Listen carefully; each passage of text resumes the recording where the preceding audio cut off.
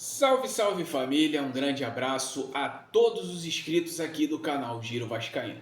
Um ótimo dia para todos vocês nessa quinta-feira do dia 28 de agosto de 2025. Nós iremos falar sobre o roubo que aconteceu dentro de São Januário ontem. Já não é novidade para ninguém que o Vasco vem sendo prejudicado há décadas. E isso vai muito devido à falta de representatividade fora do campo, nos bastidores. Não deu outra. Aconteceu de novo em São Januário. Alguns vão reclamar que a bola bateu na costela, que bateu no sovaco, mas ficou bem claro numa imagem da Globo que a bola bateu na mão do Marlon Freitas e esse movimento levantando o braço foi simplesmente um movimento de interromper o chute. Porque se ele quisesse não interromper, ele poderia muito bem ter deslocado o corpo, ter virado de costa, como a maioria dos jogadores fazem, virando de costa e nem sequer fazendo esse movimento para cima para fazer uma alavancagem para tirar o raio de direção do chute do Ryan. Enfim, iremos conversar muito sobre esse lance e principalmente sobre a competitividade que o Vasco teve ontem no jogo. Vamos falar tudo sobre isso e também sobre a questão aí de algumas situações que aconteceu aí antes do jogo sobre a questão de contratação de zagueiro. Isso e muito mais aqui no Giro Vascaíno. Conto com a sua participação e presença para você deixar o like, deixar o comentário, principalmente hypar o vídeo. Tem uma opção aqui abaixo, se você estiver assistindo pelo celular, de hypar o vídeo. Você vai estar ajudando bastante aqui o nosso trabalho, impulsionando para mais e mais vascaínos. Além disso, se torne membro. A partir de R$ 2,99 você vai estar ajudando financeiramente aqui o nosso trabalho. Vamos lá, o Vasco ontem enfrentou o Botafogo pelo jogo da ida das quartas de final da Copa Betano do Brasil. Um jogo que o Vasco precisava fazer resultado, porque é o primeiro jogo em casa. Então o Vasco precisava ter uma vantagem, precisava ter uma gordura.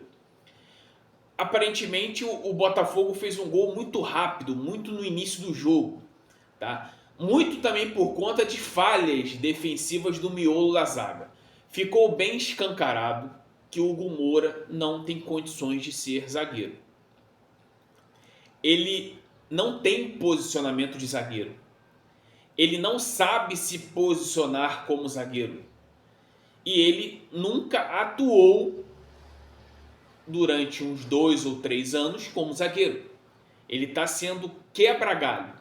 E ao mesmo tempo que ele está sendo quebra-galho, ele está tentando se familiarizar em relação a posicionamento jogo a jogo. Só que o grande problema disso é que o Vasco vem tendo falhas defensivas por conta dessa inexperiência do Hugo Moura como zagueiro. E isso é muito devido culpa de quem?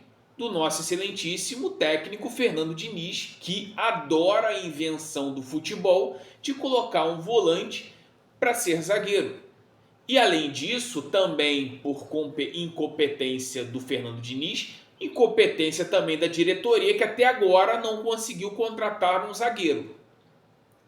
A janela já está aberta há muito tempo. Na velocidade da luz que foi contratado o Thiago Mendes, era para ter visto que não tinha condições de ter o Maurício Lemos em seu elenco, de ter contratado um zagueiro.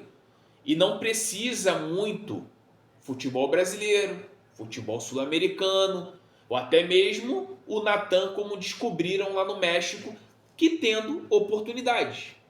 Enfim, o Vasco tem muita dificuldade com Hugo Moura e Lucas Freitas. O Lucas Freitas, para mim, já ficou claro. Ele não é zagueiro. Eu ainda duvido se ele é jogador de futebol. Porque o cara que cai com as suas próprias pernas num lance que ele pede falta, que na verdade ele tropeçou e mandou a bola para escanteio numa jogada que o Botafogo fez com o Cris Ramos, pressionou ele simplesmente arregou, caiu no chão igual uma paçoca quando você deixa ele cair, toda esparramada, e ficou por ali mesmo. Então, Lucas Freitas não tem condições nenhuma. E aí, esse é o grande problema do Vasco. O Vasco não tem um miolo de zaga. O Vasco não tem defensores. O Vasco tinha um defensor pelo lado esquerdo, mas foi vendido, que foi o Luiz Gustavo. Mas não tem um defensor pelo lado direito. Maurício Lemos, que nem era para ter sido contratado. Quem acompanha aqui o nosso canal sabe muito bem que eu bati muito nessa tecla que o Maurício Lemos não tinha competência. O Maurício Lemos, basicamente, era um jogador que via de inatividade há um ano no Atlético Mineiro. Se o Atlético Mineiro quis negociar ele com o Vasco, é porque sabia que ele não iria render. Então o Vasco acabou tentando recuperar um jogador que não tem condições. E aí tem que colocar improvisado o Hugo Moura. Foi mal por um lado, talvez foi bom para o outro. Por que foi bom para o outro? Porque com o Jair e o Barros, a dupla de volantes teve uma dinâmica muito maior do que tinha, como por exemplo com o Hugo Moura como primeiro volante. O grande problema dessa dupla é a questão da marcação, mas acho que o Barros consegue ter uma marcação um pouco melhor em relação ao Jair. E aí você vê que Nuno Moreira, mais uma vez, conseguiu jogar bem no primeiro tempo, mas é aquilo, a parte física dele ainda cai de rendimento. O Coutinho, mais uma vez, tentando ali demonstrar, teve algumas oportunidades, mandou a bola para fora. O Ryan é aquilo, tem muitos torcedores que criticam o Ryan, que botam apelidos. Meu irmão, vocês vão sentir muita falta quando esse moleque for embora. Quando esse moleque for embora, você vai ter que pegar a sua mão e começar a morder para ver se sai sangue. Porque esse moleque aí é uma das melhores, vamos colocar melhores, um dos melhor jogador do Vasco atualmente. Dos melhores. Vamos colocar o plural porque tem outros jogadores que vêm se destacando, para não fugir um pouco da língua portuguesa. Então, o Ryan é um cara que chuta gol, é um cara que se apresenta, é um cara que participa do jogo, é um cara que entra dentro da área, é um cara que a todo momento ataca e defende. Eu queria ver, numa sequência de 5 jogos, o Ryan na posição do Verratti. Se ele faria melhor do que o Verratti ontem. Inacreditável como o Verratti perde gol. As poucas chances que o Verratti recebe, ele perde gol. Teve um lance que alguém deu uma assistência, uma fatiada, que ele sai por trás do zagueiro e fica sozinho. Aquilo ali é Alá Romário, filho. É toquezinho por cima. O cara chuta na direção do goleiro. Então, quando a gente critica o Verratti, não é porque a gente acha que ele tem que sair do Vasco. Só que o momento dele hoje é para banco de reservas. E o melhor jogador para essa função, o Diniz desloca ele para a ponta direita, que é o Ryan. O Ryan sempre teve sucesso como centroavante na base. Coloca o Ryan em 5 jogos seguidos na função de centroavante. Para você ver como o Vasco, o poderio ofensivo não vai mudar da água para o vinho. As oportunidades que o Verratti não faz, o Ryan eu tenho certeza que vai fazer. Mas é aquilo, o Diniz é cabeça dura, ele não consegue abrir a mente para essas situações. E aí o Vasco conseguiu recuperar, fez logo um gol, logo no início do primeiro tempo, logo depois que tomou o gol, que para mim, Bruno, foi falha do Léo Jardim. Foi falha. Um cara que ficou fazendo aquela novela toda para ganhar R$1 milhão, desculpa, tem certos gols que não pode tomar. Eu duvido que o Neneca, o Hugo Souza, goleiro de seleção do Corinthians, tomaria aquele gol que o Léo Jardim tomou.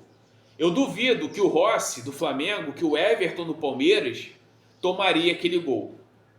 E são goleiros que eu citei que ganham menos que o Léo Jardim na folha salarial. Então, não tem condições de um goleiro que fez aquele estardalhaço todo, que queria mais, queria ser valorizado, tomar um gol daquele. Porque se ele dá 2 passinhos para o lado, ele não precisava nem fazer aquela pose de bracinho de jacaré, como o Fernando Miguel fazia antigamente. Então, para mim, foi falha do goleiro do Léo Jardim no primeiro gol. Mas, enfim, o Vasco conseguiu recuperar numa cobrança de falta.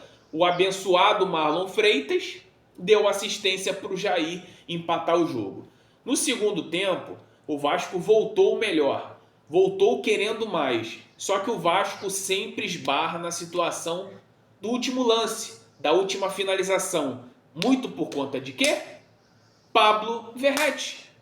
O Vasco não tem aquele centroavante matador, aquele cheira-gol, aquele cara que se o cara recebe a oportunidade, ele vai lá e mete para dentro. Lá ele.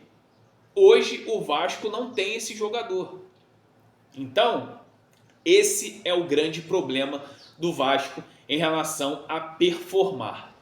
O Vasco conseguiu um empate, para mim, um empate amargo. Eu acho que a pressão vai toda para o Botafogo, mas a gente sabe muito bem que o tapete, a grama sintética, favorece muito ao Botafogo, principalmente pela mobilidade, pela correria em relação ao jogo. E o Vasco a gente identifica, se com essa zaga o Vasco toma a bola nas costas o tempo inteiro, imagine na grama sintética, onde que a bola acelera muito mais do que a grama natural. Então eu acho que o Vasco era para ter virado esse jogo, para pelo menos ter uma certa vantagem, do empate no mínimo, ou até mesmo uma diferença de um gol, mas isso não aconteceu. Aí vem o roubo garfado em São Januário. Desculpa, Daronco, você é um péssimo árbitro. Você é um dos piores árbitros. Eu acho que você consegue superar até o Wilton Pereira Sampaio de incompetência. Você é a geração Z do Péricles Bassol. A única diferença entre você e Péricles Bassol é a quantidade de músculos que você tem, que você fica puxando supino na academia. De resto, é a mesma arbitragem que o Péricles Bassol fazia antigamente, hoje em dia o Daronco faz. É incrível como o árbitro, vendo o lance claramente, não conseguiu dar pênalti para aquilo. A única coisa que a bola bateu foi na costela do Marlon Freitas. Não colocou. A câmera do GE estava mostrando bem claro o Marlon Freitas levantando o braço e a bola batendo aqui, no cotovelo do Marlon Freitas. Desculpa, isso aqui não é costela nem aqui e nem na China. Então, não dá para se comparar, falar que a bola bateu na costela, que não bateu. A câmera mostra. E aí, o culpado é quem? É o Daronco que não conseguiu enxergar ou é o VAR que não identificou esse lance pela câmera que a Globo viu e chamou o Daronco na beira do campo para mudar talvez no cenário? Vejo que tem lances parecidos com esse no Campeonato Brasileiro, desde o início dele até agora, que tem juízes que dão pênalti. Mas ontem diz que a bola bateu na costela.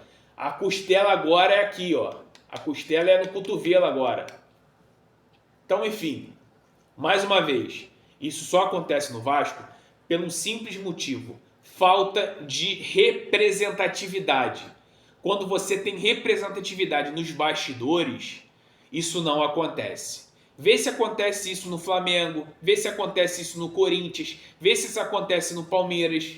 Dificilmente. Por quê? Porque lá tem representatividade nos bastidores. O Vasco, infelizmente, não tem isso. Então, o Vasco foi prejudicado em São Januário e agora vai ter que ver o jogo da volta.